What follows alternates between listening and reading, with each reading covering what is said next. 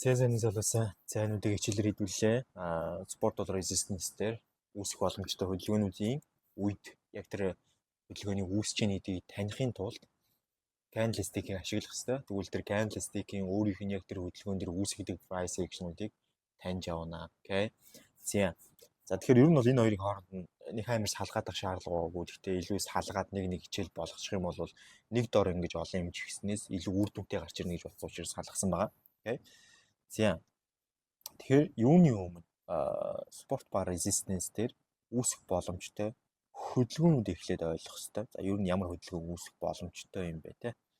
За өчтөрчийн хувьд яг өмнөх хичээл дээр бол ерөөдөө хэдүүлээ спорт бар resistance дээр үүсэх боломжтой хөдөлгөөнүүдийг ерөөд нь ойлгочихсон гэж би бодож байна. За хоёулын зэрэг зурчих. За нэг нь спорт, нөгөөх нь resistance.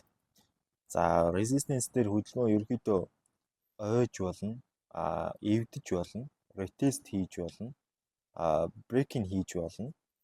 Окей. Тэгээд freak out хийж болно гэсэн ийм нөхцөлтэй байдаг. За эдгээр дандаа resistance шүү за. За энэ шарууд дандаа resistance.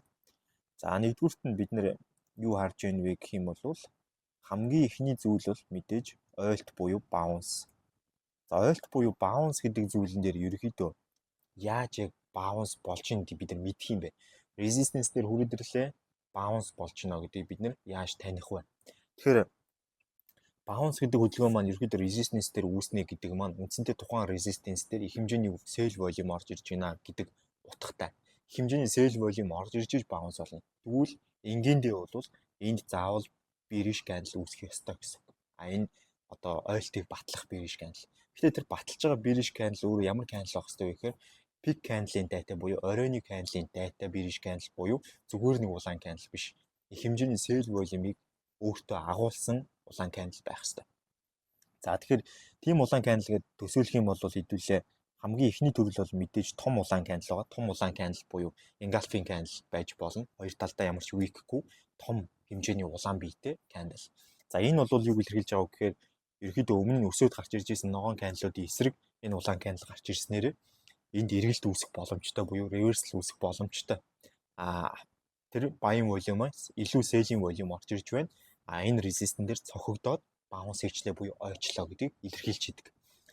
За дараагийн төрөл бол мэдээж том хэмжээний rejected ногоон candle гарч болно. За том хэмжээний rejected ногоон candle гэхээр бараг толгойд чинь шууд буурчиж байгаа гэж бодож байна. Sorry. За тэгвэл энэ талтан зурч. За том хэмжээний rejected ногоон candle ерөөхдөө бол яг B нь бол ногоон өгтэй. Гэтэ юм rejected тэгээд B нь айгүй жижигхэн, дээдлийн weak нь айгүй том. Энэ candle бол өөрөө юу илэрхийлдэг вүлээ мэдээж ойлгомжтой. Selling volume, buying volume-ыг дарж buy байсан хэсгийг sell volume-тэй болтлон доош нь дарж өгөөд том хэмжээний rejected weak-ийг дээр нь үлдээгээд доор нь бага хэмжээний buy-руудыг үлдээсэн буюу buy-руудыг энэ хэмжээгээр sell рүү dominant хийж байна. Тэгээд дээрээс нь selling volume ийм өндөр байна. Энэ бол bearish хөдөлгөөн эрхийн дохио гэдэг. Энэ дохио өөрөө resistance дээр ингэж үүснэ гэдэг нь өөрөө маш сайн гэсэн үг. Тэгэхээр энэ бол bounce байх бүрэн боломжтой. Эндээс ханш bounce хийх бүрэн боломжтой. За тэгээд дараагийн зүйл нь юу байдаг вэ гэх юм бол мэдээж юу ажиллах уу гэхээр за мэдээж одоо энэ биенийх нь оронд улаан байж болно те. За түүний дараа бол яг ногоон биетэй. За тэгээд эндээч weakтэй байж болно заяа. За ногоон бие нь бол өмнөхөө бодоход хамаагүй том байна те. За хамаагүй том. За иймэрхүү. Тэгвэл энэ дэр бид нэр ингээ хэмжээд үзэх юм бол за ногоон бие болон доотлын weak-ийг хамтд нь оруулахад дээдлийн weakness-ээ хамаагүй жижигхэн байх. 2 pips ба түүнээс дээш зөрүүтэй байгаа тохиолдолд энийг rejected candle гэж үздэг. Ерөнхийдөө rejected candle гэдэг маань юу хэлээд энэ вэ гэх юм бол хэдүүлээ үдсэн нөгөө нэг ногоон candle-ийн хувьд бол дээрээ weakтэй, ер нь дээрээ том weakтэй, эсвэл доороо том weakтэй candle-уудыг rejected candle гэж нэрлэдэг байгаа. Дээрээ том weakтэй candle-ууд resistance дээр гарч байгаа буюу resistance дээр bearish rejected candle гарч байгаа тохиолдолд энэ бол ерөөсөө bounce гэж шууд 100% тодорхойлогддог байгаа. Окей. За тэгвэл одоо энэ candle-ууд нь өөрсдөө bounce candle буюу оройн candle шиг яг bounce candle буюу ойлтын candle гэж тодорхойлогдож байгаа бол ойлтын candle-ыг батлах candle гарах хэвээр. Ойлтын candle-ыг баталдаг candle ямар candle гэдэг вэ гэвэл энэ ногоон candle-уудын араас цэвэр улаан candle гарах ёстой. За цэвэр улаан candle гэдэг маань ерөнхийдөө бол цэвэр bearish candle буюу доороо том weak-гүй том улаан биетэй candle байх ёстой. Хэрвээ доороо том weak-тэй болоод ирэх юм бол юу илэрхийлдэг вэ гэхлээр ерөнхийдөө нөгөө ороод ирсэн байгаа sell-ийн volume маань хүчээ алдчихж байгаа юм байна. Тэ? Энэ одоо resistance zone дээрээс хөдөлгөөн ойлоо гэж үзэхэд хэцүү болоод ирж байгаа байхгүй. Яг гэвэл ойсон нэг candle арсан тэрийг батлах candle нь яг ойлтой баталж чадахгүй. Түр хугацааны sell-ийн volume үүссэн юм шиг те. Түр хугацааны богино хугацааны sell-ийн volume үүссэн байх өндөр магадaltaй болоод ирж байгаа. За энд бол sell-ийн volume үүссэн үнэн. Гэхдээ эсрэг нь buying volume ороод ирлээ. Тэгэхээр энэ хавцаа нэг юм indecision байдал үүсэж штэ. Indecision байдал үүссэн юм чинь энэ breakout шийдэх магадaltaй байхгүй. Тийм учраас ийм candle үүсч болохгүй. За харин ямар candle үүсэх ёстой вэ гэвэл том хэмжээний улаан candle буюу ийм candle үүсэх ёстой. Тэгжээж яг энэ bounce юм байна гэдгийг 100% баталж өгч чадна гэсэн. Окей. За мөн л адилхан дараагийн candle нь ийм байх ёстой. За энд мөн адилхан дараагийн candle бол улаан л байх ёстой гэсэн. Окей. Тэгээ хамгийн гол нь доороо rejected биш. За ийм байгаа тохиолдолд resistance дээр ойлоо гэж 100% үзэж болно. Нэг нь ойлтын candle, нөгөөх нь баталгааны candle, баталгаажуулалтын candle байх ёстой. Окей. За ойлт бол ингэж явж байгаа. За тэгвэл дараагийнх нь хөдөлгөөн бол мэдээж бидний дараагийн харах ёстой хөдөлгөөн breakout. За resistance-ийг breakout хийлээ гэж хэзээ үзэх юм бэ? За resistance-ийг ерөнхийдөө breakout хийлээ гэж үзэхийн тулд ер нь хизээч weak-ээр бол breakout хийлээ гэж үздэггүй. Weak бол юу илэрхийлж байгаа вэ гэхээр ерөөсөө тэр зоон дээр цохигдсон гэдгийг илэрхийлдэг зүйл байгаа.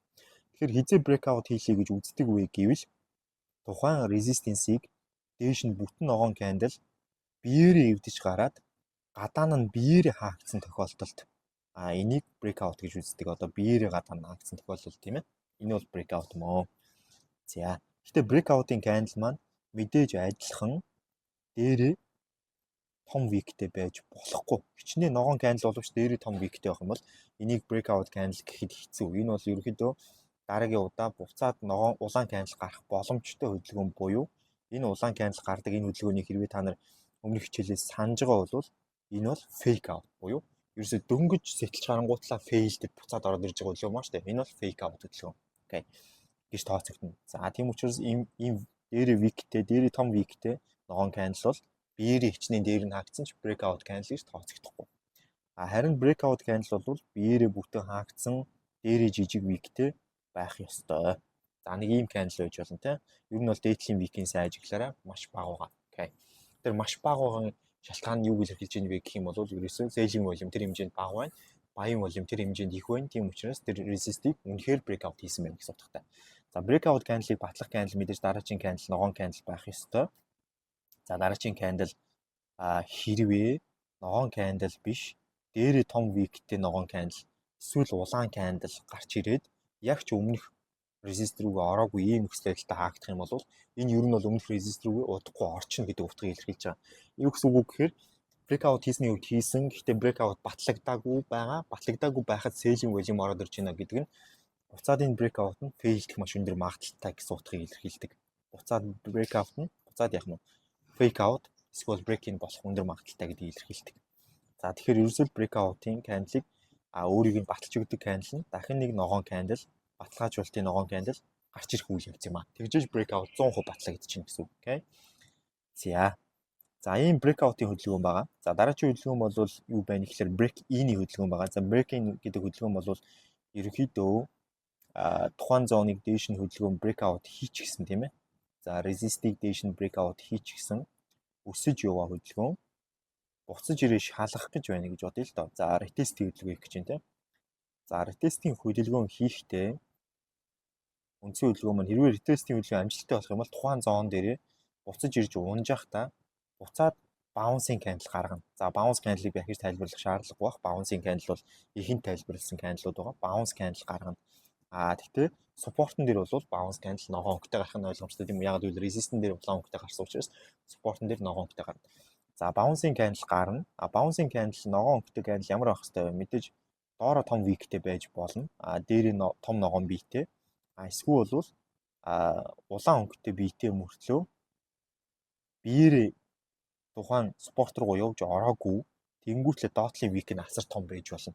Ийм байлаа. Ерөөсөө buying volume илүү байна, selling volume бага байна гэдгийг илэрхийлсэн. Тэгээд тэр support руугаа биеэрээ явж ороогүй ийм candle байх хэрэгтэй. За ингээд bounce хийгээд амжилттай болох юм бол энэ бол retest амжилттай боллоо гэдэг тохио. Гэхдээ мөн л адилхан retest-ийг баталгаажуулах candle нь баталгаажуулах дараагийн candle нь ногоон candle байх ёстой. За тэр ногоон candle маань бүтэн ногоон candle байх ёстой. Мөн л адилхан retest-ийг баталгаажуулахын тулд тэр ногоон candle маань дээрээ том виктэй, доороо жижиг биетэй байж болохгүй. Хэрвээ тийм байгаа тохиолдолд retest баталгаажаагүй гэсэн үг. Энийг юу дагуулдаг вэ гэхээр retest амжилтгүй болоод буцаад доошоо яг нь хөдөлгөөн маань фейклээд ороод ирэх бүрэн боломжтой гэсэн. Окей. За retest-ийн хөдөлгөөн. За тэгтэл retest-ийн хөдөлгөөн ерөөсөө угаасаа анханасаа ийм ч юм хийхгүйгээр амжилтгүй болоод зүгээр л анханасаа ингээд retest хийх гэж ирсэн хөдөлгөөн маань доошоо ингээд яваад ороод ирвэл яах вэ? Энэ бол break-ийн хөдөлгөөн. За break-ийн хөдөлгөөн бол ерөөхдөө тухайн resist-ийг эвдэж гарсны дараа ирж байгаа хөдөлгөөн байгаа. За тухайн resist-ийг эвдэж гарсны дараа ирээд шалгалт амжилттай болвол retest, шалгалт амжилтгүй болоод буцаад ороод ирвэл break-ийн болчихж байгаа тийм ээ. Тэр буцаж орж ирж байгаа гэдэг шинж тэмдгийг бид нар яаж мэдэх вэ гэхээр энэ дээр харагдаж байгаачлан тухайн support руу яаж ийн том улаан candle яваад ороод ирж байна тийм үү. За тэр том улаан candle маань биеэрээ тухайн support-ын дотор тал таагдсан байгаа тохиолдолд энийг break-ийн хийж үзнэ гэж. За дараачих нь fake out. За fake out-ийн хувьд бол маш энгийн. Ерөөсөө тухайн resist-ийг дээш нь эвдсэн ногоон candle гарлаа.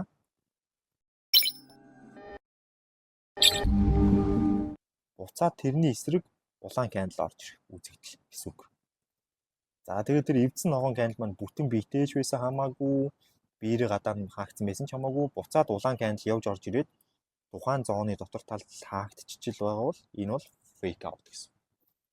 За тэгвэл мэдээж одоо fake out-ыг үржилт таамаглах боломжийг бид рүү хэлсэн. Тухайн ногоон candle маань биеэрээ resist-ийг дээш нь эвдэж хаагдсан ч гэсэн дээдлийн week нь хамаагүй том байх. Биеэрээ дээш нь эвдээд хаагдсан ер нь л том байх заяа. Ер нь л энэ тохиолдолд бид нэр шууд мэднэ. Окей, за энэ бол fake out болох юм байна. Дараагийн candle улаан гарах магадaltaй юм гэдэг. Окей. За энэ байдлаар ерөнхийдөө candle-ийн price action яг bounce дээр ямар байдгийг, за тэгээ retest-эн дээр ямар байдгийг, fake out-ын дээр ямар байдгийг, break-ийн дээр ямар байдгийг гэдгийг хэдүүлээ мэдж авлаа. Тэгэхээр эдгээр candlestick price action-ууд нь яах нь яг retest мөн үү, яг bounce мөн үү, яг breakout мөн үү, яг break-in мөн үү, яг fake out мөн үү гэдгийг баталж өгдөг. Тэгэхээр бид нөгөө candle-а сайтар уншиж чаддаг байх хэвээр. Нөгөө орой ороод гэдэг зүйлээ сайтар мэддэг байх хэвээр гэдгийг чинь гол тэр чинь үндэс шүү гэж яриад байсан чинь одоо гарч ирж штэ тэ. Candle бид нар мэдэхгүй, candle бид нар ойлгохгүй, candle бид нар уншиж чаддгүй тохиолдолд бид нар яг нь fake out-ыг хийх гэж байгааг нь өөрчлөлт таамаглах боломжгүй. Break out-ыг бид нар break out мөн гэж 100% батлах боломжгүй. Break-ийг бид нар break-ийг гэж батлах боломжгүй. Гэх мэтчлэнгээр ерөнхийдөө ингээд маш олон боломжгүй асуудлууд гарч ирж байгаа. Тийм учраас тэр болгоныг таньж мэдхийн тулд бид нар candlestick-ийг таньж мэддэг байх хэрэгтэй байхгүй. За тэгэд энэ бол resistance дээр үрдэх боломжтой candle price action-ууд. За спортон дээр яг эсрэгээр нь штэ. Спортыг би заавал тайлбарлах бараг шаардлага байхгүй баха. Ер нь спортон дээр яг эсрэгээрээ зүгээр л за яг спортыг тайлбарлсан ч яах вэ? За спортон дээр ерөнхийдөө бол спортон дээр ойлт хийж болно, спортыг breakout хийж болно, спортон дээр retest хийж болно, спорт руу break-in хийж болно, fake out хийж болно гэсэн ийм хөдөлгөөнүүд байгаа. За спортон дээр ойлт хийсэн хөдөлгөөн, за спортон дээр retest хийсэн хөдөлгөөн, break-in хийсэн хөдөлгөөн, за спортон дээр fake out хийсэн хөдөлгөөн гэдэг ингээд. За энэ дээр харах юм бол спортон дээр bounce хийсэн байна. За bounce спортон дээр bounce хийсэн хөдөлгөөг би түрүүн тайлбарласан. Ерөнхийдөө бол ногоон өнгийн том candle гарах ёстой. Уналтын дараагаар ногоон өнгийн том candle гарах ёстой. Ногоон өнгийн candle маань доороо том wick-тэй байж болно. Окей. Мөн ногоон биш улаан мөртлөө доороо том wick-тэй байж ч бас болно гэдэг энэ байдлаар. Тэгээд энийг bounce хийж байгаа мэнэ гэдгийг 100% батлахын тулд заавал bounce candle-ийн араас баталгаажуулалтын ногоон candle гарах ёстой.